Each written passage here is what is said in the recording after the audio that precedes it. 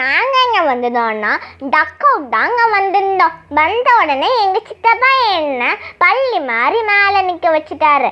நான் என்ன நிலைமையை பாருங்கள் எப்படி இருந்தேன், நான் எப்படி ஆயிட்டேன்னு.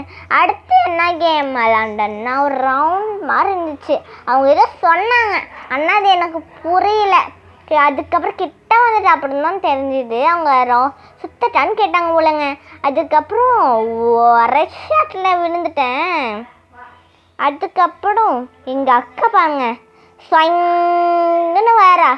சிங்கக்குட்டி நான் இப்போ வரேன்.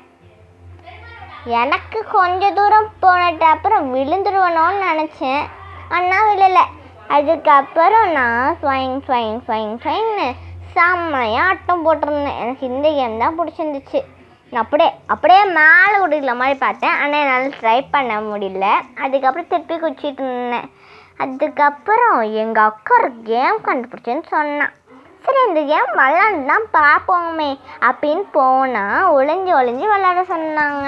நாங்களும் ஜாலியாக விளாண்டோம். ஆனால் என் அக்கா ஈஸியாக அவுட் பண்ணிட்டா. என்னால் தான் ஓட்டுவே பண்ண முடியல. இது எங்கே இருக்குன்னா மயிலா மாலில் தாங்க இருக்குது.